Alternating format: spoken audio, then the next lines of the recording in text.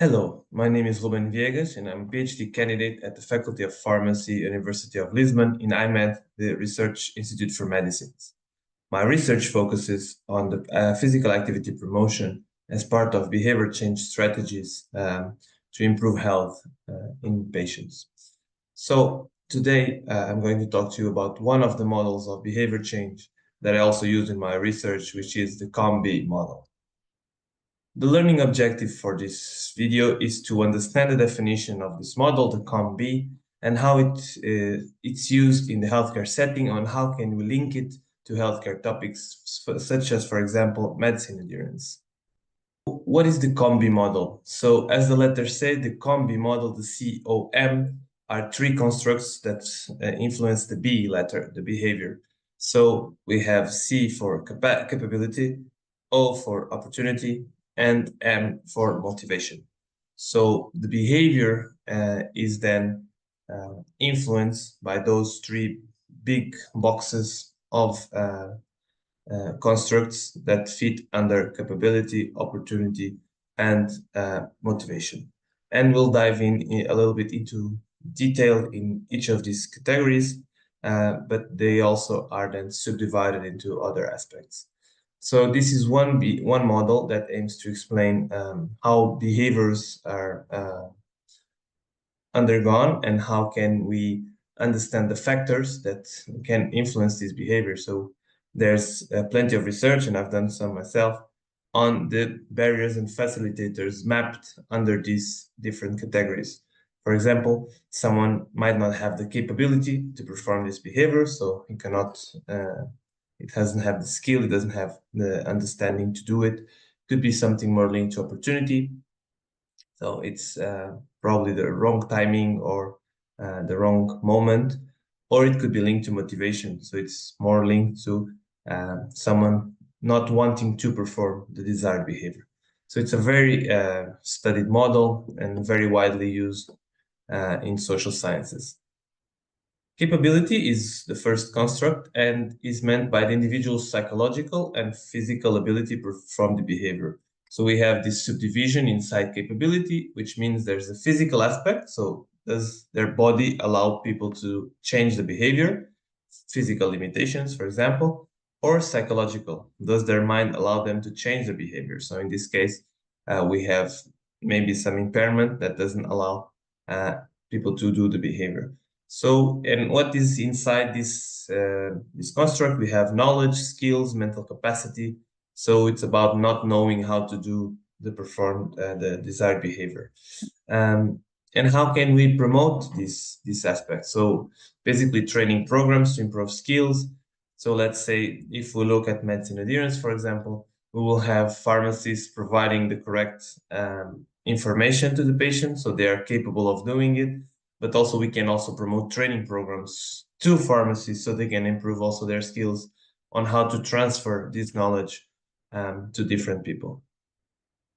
Regarding opportunity, what is meant by opportunity are the external factors that make the behavior possible or prompted. And this subdivision, we have social. So how does the social environment affect the opportunity to change?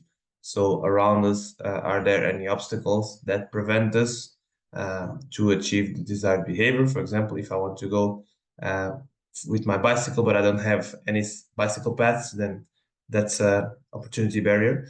And then physical opportunity. So how's the physical environment, the surroundings, time and material affect the opportunity to change? Again, maybe I don't have a bicycle or I have one that is very poorly maintained, so I cannot go and perform my behavior. So in this category, we have the social support, environmental resources, cultural norms. Maybe there's some peer pressure that I don't behave in an appropriate way, or maybe I start smoking because there's other people around me that also smoke. So how do we promote opportunity? Creating supporting environments, policies, incentives, so it's more of a global aspect. And also governments and decision makers can also have a lot of influence in this specific construct that is opportunity. The final construct is motivation, and what is meant by motivation is the internal processes that influence the decision to perform the behavior. And you'll see that in this series, we'll have also other videos that talk about intrinsic and extrinsic, but in this case, the COM-B separates it by automatic and reflective. So automatic is how do your habits and emotion drive you towards the change, while the reflective is how do their beliefs and plans drive you to the change. So it's two different sets of factors. And what fits in this category of motivation? So beliefs, attitudes, emotion, and goals.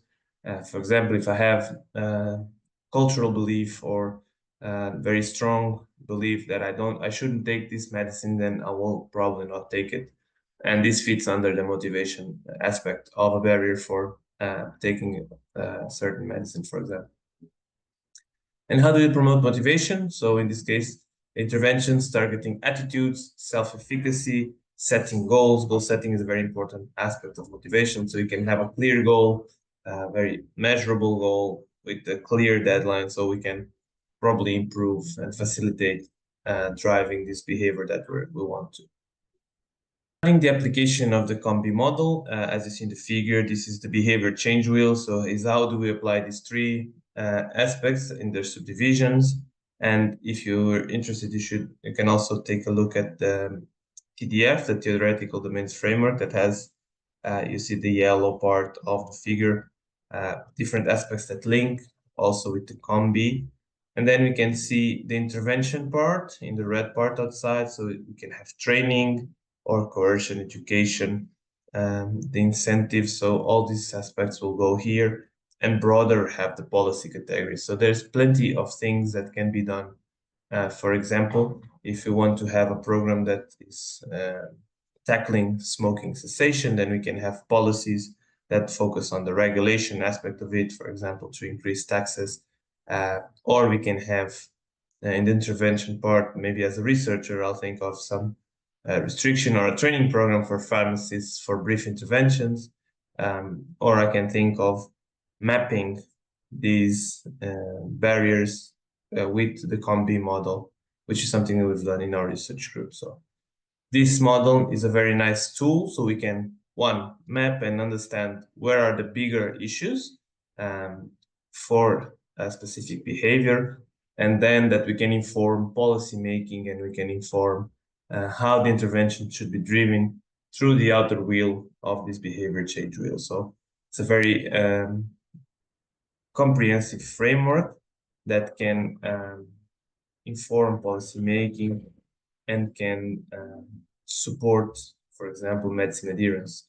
If we go back to this example, then we'll see that where are the main issues, for example? Is it because there's opportunities, supply chain issues when people go to the pharmacy, they don't have their medicines, or is something that they don't know, is capability, so they don't know how to take the medicines, and we need to invest in giving more training, more leaflets, making the information more accessible? Or is it, for example, motivation, and we need to set maybe some reminders in your smartphone or a pillbox that is automatic, so we can map and understand these issues, and then we can inform widely policy making in this area. Some takeaways for this video is that the COM-B model is a framework to understand behavior change, and this was developed by Susan Mitch and colleagues, and has been growing a lot in the last years, and we'll see a lot of research in this area also in pharmacy practice. So when we want to tackle behavior change, we need to understand that according to this model, we need to address capability, opportunity, motivation, maybe at different extents, but that these three big factors are normally leading the desired behavior that we want to tackle. And that COM-B is not only used in healthcare, we can also have other aspects of public health and workplace productivity. So I'm pretty sure that if you go and have a look at the suggested literature that we have afterwards, you'll find as well plenty of work with this model. So I hope this was interesting, very brief presentation, and of course invite you to read more about the topic if you are interested. So thank you so much.